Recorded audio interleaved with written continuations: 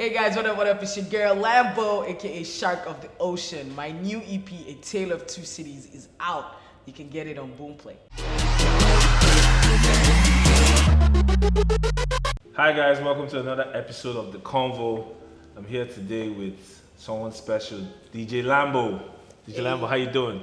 I'm good, man. How's it going? I'm good. I'm good. You look good, by the way. Thank you. Looking fresh, despite COVID. Looking fresh. Thank you. How you doing? Like I said the same to you. I'm good. I tell you, that's high praise. Thanks, man. DJ Lambo said I'm fresh. Come on, dog. How you been? I'm good. I mean, as good as can be considering everything happening. And, I mean, where were you when the news of? I mean, before we go into lockdown, we heard that there was a coronavirus. And where were you when lockdown started? I was in Lagos. Actually, I didn't think it was gonna get this bad, to be honest. When everything started, when we had the first case, I was just like, I'm not going anywhere until this whole thing blows over. Okay. So like a week before the actual lockdown, I was already on my own personal lockdown. Oh. Okay. You know what I mean? So here we are. Okay. So you've got a new tape coming. Yeah. This is like a debut project. Yeah. This is a debut project. It is. A Tale of Two Cities. Yeah. From my understanding, this is influenced by you being in Lagos, you being in Johannesburg. Yeah. This influenced. What's Johannesburg? I already know what Lagos like. I know Lagos is like a music-centric city. Yeah. Is that the same for Johannesburg? I can say that too. Yeah. The music is so amazing. Wow. It takes over you completely. Interesting. Yeah. All right, let me take you back to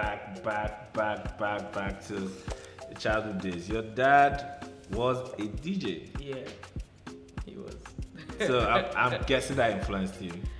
Yeah, well, I mean, during my lifetime, he was no longer a DJ, but obviously, once a DJ, always a DJ. Yeah. So he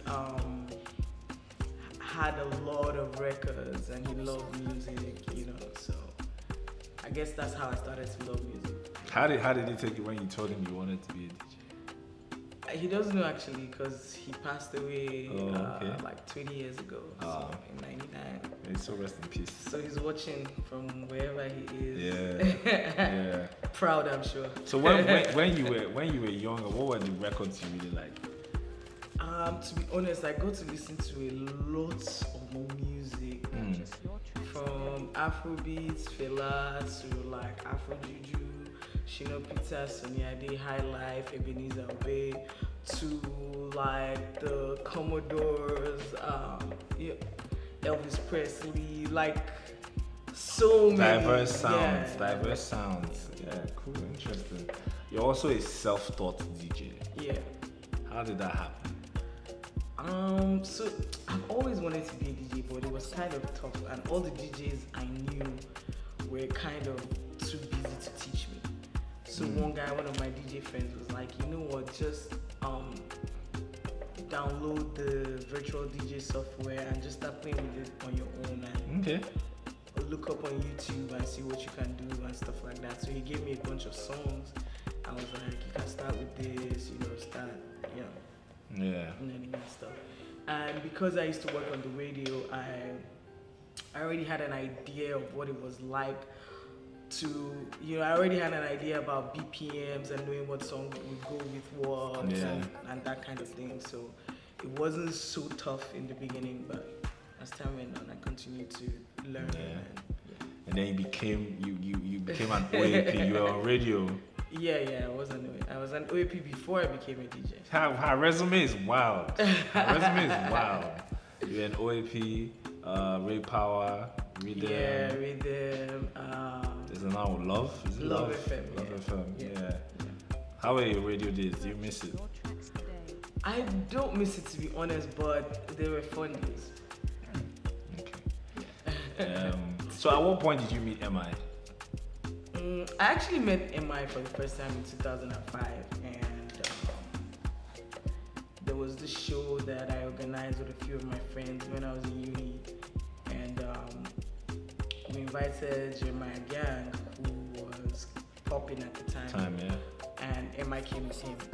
So this guy just ended up taking over the whole show. Like, he became the MC, he was rapping, he was performing, you know. So we kind of so we just kind of like connected, you know, and stuff like that. But of course we lost touch over the course of time. And then when we reconnected through my friend Sage Hassan, it just so happened that I had become a DJ and he was looking for a DJ as well. Okay. So it was easy to make that connection. He became his DJ for a while. Yeah. He convinced me to sign to Loopy Records, and then we merged with Chocolate City, and we became family. And he became president of Chalkboard Nation. Yeah. First female label president. That's a record. First female label president in Nigeria, DJ Lambo. What was that like at the time when you became the label president? It was, to be honest, for me it was just like a title because I was already doing a lot of the work that. Okay, you were doing the work before already, that. Yeah. So, but it was amazing. I mean, in CBN we had like really amazing artists who had become like part of my family. You know, so it was pretty easy, even though it was tough putting it all together because we went on tour and organizing all that was a bit tough. You know what I mean? A lot of work. So it was a lot of work, and I mean it was good. Now you've got your own company. 707 worldwide. So what does your company do? A bunch of stuff actually. Okay. Not just music. So we organize events. Yeah, we have about 3 events that we organize, but like on the forefront of everything is My House on the Beach, which is like promoting house music culture in Nigeria. Okay. It's just a house music party. It's always really, really dope. And there's Lagos Party Animals, which we haven't done in a while, but it's just like a wild party, you know. It's just like once in a month, come let your head down and have an amazing time, just DJs, you know. Then I'll say music for the people is like CSR. Okay. But with a twist. That's like what you did in Computer Village. Okay. Yeah, Music for People is basically a free concert where, you know, we bring your favorite artists to the streets, like marketplaces, bus stops, Computer Village. Yeah, but giving people like that concert experience but for free. But for free, completely for free. So it's like, and then we interact with the people, with the community, you know. Like we organize like competitions, people who have talent come to showcase your talent. It's definitely CSR. It's like a music CSR. That's dope. That's really dope. That's really dope. So now we're here. How long did it take for you to work on this project, The Tale of Two Cities?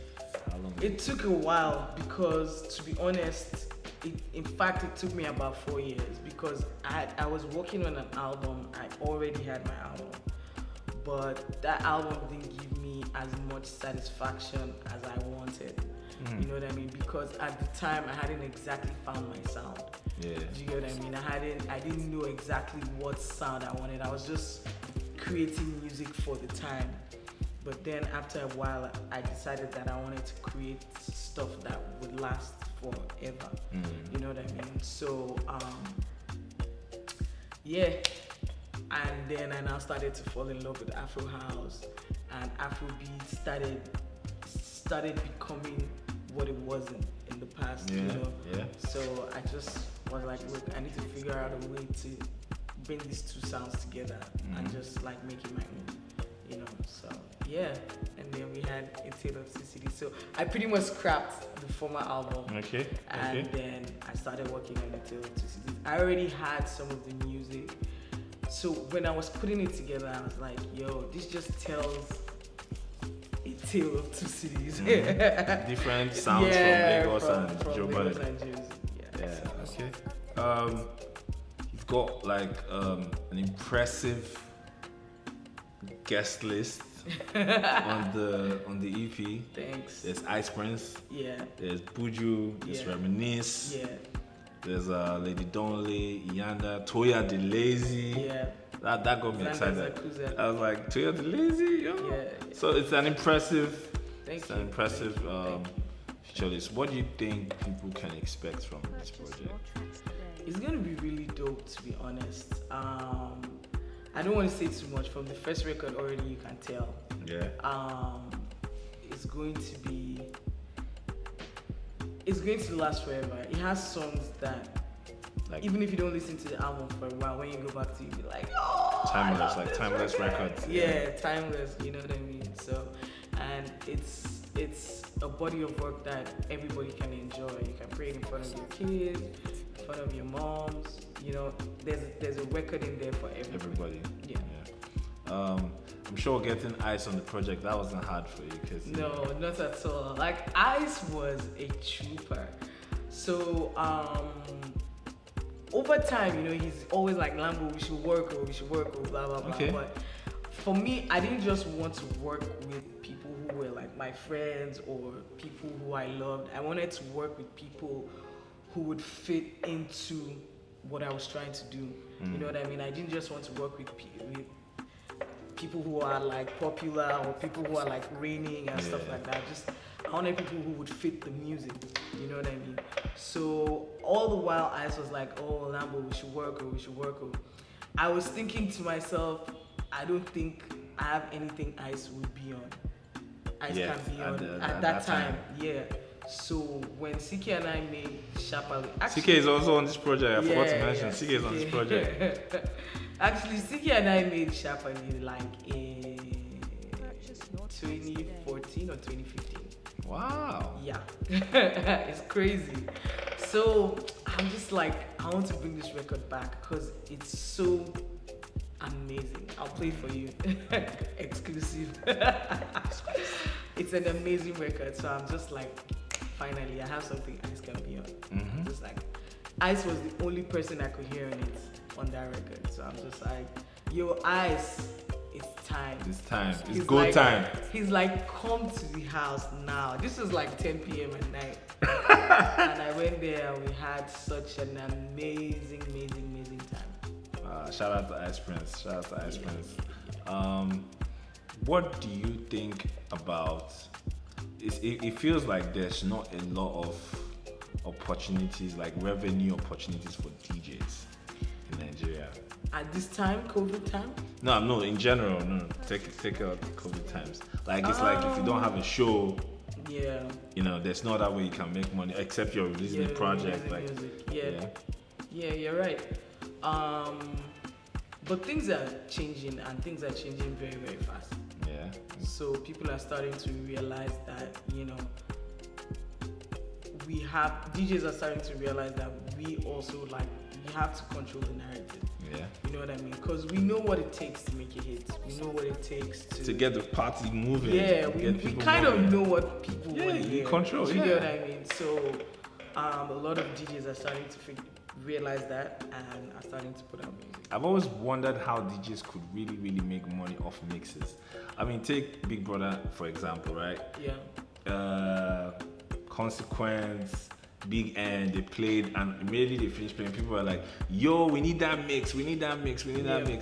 But, you know, how do you go about making money off? Is there any way? To be honest, for that, I don't think there's any way because at the end of the day, it's not your music. It's not your music, yeah, so it's not your music. You just have to put it out for free. The only way that can happen is if you literally get permission from license from. Yeah, that's a lot of work. And that's a lot of work. That's a lot of work. That's a lot of work. So the only thing that does is push you out there more, and people get to realize that this DJ is actually talented. Who's this DJ? Who's this person? Yeah. I noticed that on the project Tale of Two Cities, you have like a mixture of the old like people who are like, you know, OGs. They've been here for a while. Let's say like an Ice, like a Toya the Lazy. And then you have Reminisce, and then you have the new school guys. There's Buju there. Yeah. So, like, were you going for Lady Donnelly? Were you going for that combination of the old and the new, or that just happened? Like I said, I was just trying to work with artists that I really, really enjoy. Nah, you can say fuck with it. She fucks with them. This is cool. Yeah. So, and for the sound I was trying to create, like I literally just like work on a beat and I'm thinking, who do I hear on this song? And if it doesn't come, then it doesn't come. Do you get what I mean? Yeah. Then I'm not trying to force someone who doesn't fit into it on it. Do you get what I mean? Yeah. So it just happened. It just happened. There were a few other people I wanted to work with, but it just didn't happen, and I just didn't get the right sound that would fit. Do you get what I mean? Yeah. So maybe on the next project. Okay. Is this something we're going to be getting more often? Projects from DJ Lambo? Is this going to be a thing? Of course, my album is coming next, for sure. Yeah. Got an album coming next.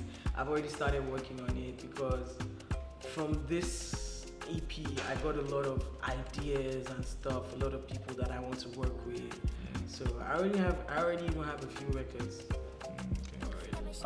What would you say is like, this is us wrapping up, what would you say is like the biggest lesson you've learned from the COVID era? You know, people say, oh, I learned that. Yeah, I've heard different shit, right? So for some people it's, oh, I've learned that I don't need to be physically present at meetings. I can do a Zoom. So is there anything you really figured out this period, or something you learned? This COVID period has really been eye-opening for me. For me, like I've learned a lot of personal things about myself. Yeah. I've learned a lot with work, with production and stuff like that, because I've had time to practice, learn and stuff like that. And then this period has taught me to be very patient. Yeah, very, very patient. Very, very patient. You know what I mean? Yeah. And being physically present for meetings, like for me, being on a Zoom call is just as good as me being there. Just that I don't have to travel all the way to work and get past you know Lagos what I mean? traffic. But and the fact all that I that. have to sit through a 1 hour meeting, just staring at people and like, yeah, okay. You know, it's still, I mean, this could be an email or this could be you get what I mean? I get you. So it's like we learn how to like take away all the unnecessary bullshit and just cut exactly. it. And moving forward, like I just realized that life is too short to give a F. Yeah. Do you get what I mean? Yeah. So I mean, moving forward, I'm just like, you know what? I don't care. I'm just gonna do me, man. Yeah, sure thing. Thank you so much, Lambo, for Thanks for having me. Great conversation, man. Cop DJ Lambo's project. Please, cop it, share it with the world. DJ Lambo is an amazing DJ. You know what? Even though I've said this is the end, I just remembered. There's a question I want to ask. There's a song you did, right? You had, it was like a women anthem. You had Shay. Yeah, Cynthia Morgan. Eva. That was a moment. My first single. That was a moment. Yeah. And I don't think we've had that kind of, a lot of women on a song. We haven't heard that in a while. Yeah. Since. Yeah. What did that song do for you? So for me, like I believe in women empowerment, to be honest, and I'm a feminist through and through. I don't just say that. I actually want to empower women. So with that single being my first single, I just did it to make a statement. You know what I mean? That look at us women. We're here. We're doing it, shit. and we're probably even doing it better than the men. You know what I mean? If you listen to the record with Toya DeLazy on this EP, it's also like ginger to empower women as well. Yeah. It's a full-time girl power record. So with all my projects, you would hear something that promotes women empowerment. You know what I mean? And I kind of digressed from your question a little bit. Yeah, what exactly was your question? I was asking that, what did the song do for you? Oh, what did it do for you? Yeah, so it just put it out there. I made a statement and people got to realize that. Because a lot of people, I felt like a lot of people caught on to who DJ Lambo was. Yeah. Yeah, like saw you in a new light. Yeah. Yeah. All right. Now we're done. Thanks for coming through, Lambo. Guys, please stream my EP. A Tale of Two Cities by DJ Lambo. Please stream it.